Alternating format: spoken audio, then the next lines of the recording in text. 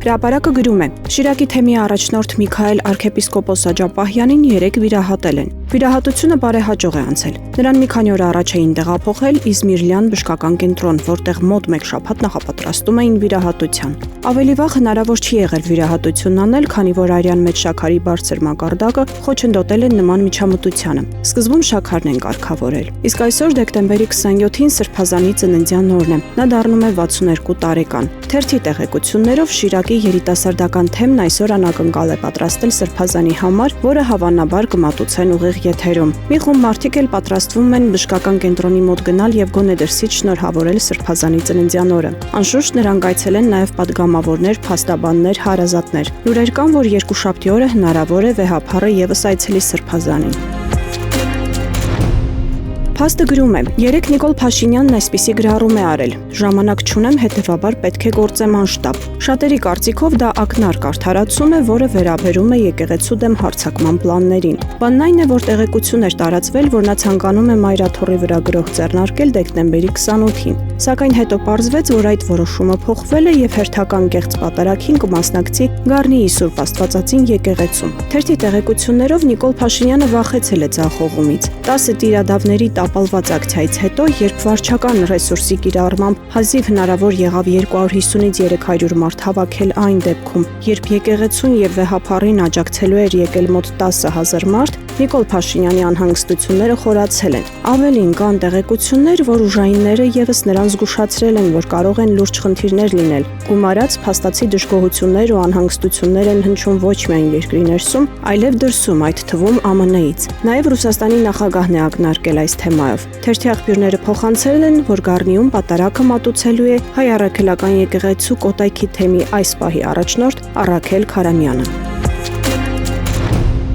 Հրապարակը գրում է. Հայաստանի Հանրապետության կառավարության մեր աղբյուրներից ստացված տեղեկատվությամբ, որը ժամանակ առաջ Թուրքիայի ներկայացուցիչ Սերդար Քլեչը ԱՄՆ-ի ճնշումների ներքո Նիկոլ Փաշինյանին է փոխանցել իրենց նոր առաջարկները։ Այն է 2026 թվականի հունվարի 1-ից Հայաստանի եւ Թուրքիայի միջև սահմանը բաց կլինի դիվանագիտական անձնագիր ունեցողների, ինչպես նաեւ երրորդ երկրների քաղաքացիների համար, բայց Թուրքիան պատրաստ չէ բեռների համար բացել սահմանները։ Մի միջանկյալ կեսքայլ են որոշել անել։ Վրաստանի տարածքով Թուրքիայից Հայաստան եկող բեռների ուղեկցող փաստաթղթերում վերջնական նպատակակետն այսուհետ նշվելու է Հայաստանը, այլ ոչ թե Վրաստանը, ինչպես նախկինում էր։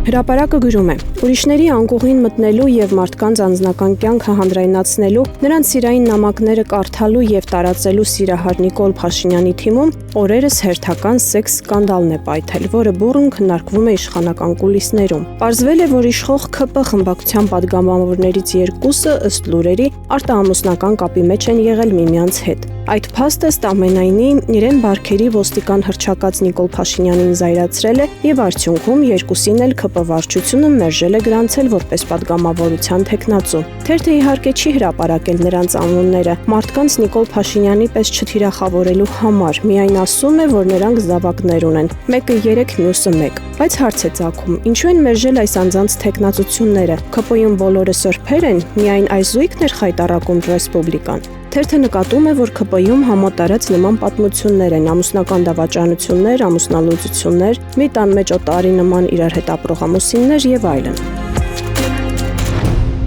Ինչպես փաստն արդեն նախկինում գրել էր, եվրոպական եւ միջազգային ազդեցիկ շրջանակները ոչ միայն տեղյակ են հայ առաքելական Սուրբ եկեղեցու շուրջ տեղի ունեցողին, այլ նաեւ արդեն գնահատում են որպես արժեհամակարգային ճգնաժամ, որը դուրս է գալիս Հայաստանի ներքին օրակարգի սահմաններից։ Եվրոպայի հայկական միությունների ֆորումի նախագահության ջանքերով ձևավորվել է հատուկ նախաձեռնություն, որին միացել են մի շարք ծանրակշիռ քաղաքական, ակադեմիական եւ հոգեվոր գործիչներ։ Այս շրջանակի գնահատմամբ Հայաստանում սկսվել է համակարգային գրոհ կաթողիկոսի եւ ամբողջ հայ առաքելական եկեղեցու դեմ։ Նրանց դիտարկմամբ հոգեվորականների ձերբակալությունները, Մայրաթոռի շուրջ ճնշումների ուժեղացումը եւ իշխանության կողմից եկեղեցական դաշտի արհեստական պառակտումը ոչ միայն հակասում են ժողովրդավարական նորմերին, այլև ուղղակիորեն վտանգում են երկրի ներքին կայունությունն ու անվտանգությունը։ Հրապարակը գրում է. Արցախցիներն աննահանջ պնդում են իրենց հոգևոր թեմի առաջնորդ Վրթանես եպիսկոպոսին հոգևոր առաջնորդությունից զրկելու հարցում։ Քաղաքական հասարակական գործիչները սերտ շփումների մեջ են Արցախի թեմական խորհրդի հետ, որն արցախցիների պահանջը փոխանցել է վեհափառին եւ սպասում են արագ լուծման։ Թերթը հիշեցնում է, որ արցախցիներն առաջարկում են Արցախի թեմի առաջնորդ նշանակել Սրբազան շարժման առաջնորդ կալանավորված Բագրատ Սրբազանին։ Ավելին անգամ խոսել ստացել են նրա համաձայնությունը։ Բանն այն է, որ Արցախի հոգևոր թեմում Վրթանես եպիսկոպոսից բացի այլ եպիսկոպոս չկա։ Իսկ թեմի առաջնորդ նշանակելու համար այդ կոչումը պարտադիր է։ Արցախցիները դեմ չեն, որ իրենց թեմի առաջնորդը հայաստանցի եպիսկոպոս լինի, այլ ոչ թե ծնունդով արցախցի։ Երեք նման մի հայտարարություն էլ Բալթյան երկրների հայ համայնքի ներկայացուցիչներն էին տարածել, պահանջելով վեհափառից պաշտոնանկ անել Բալթյան թեմի առաջնորդ Վազգեն Միրզախանյանին։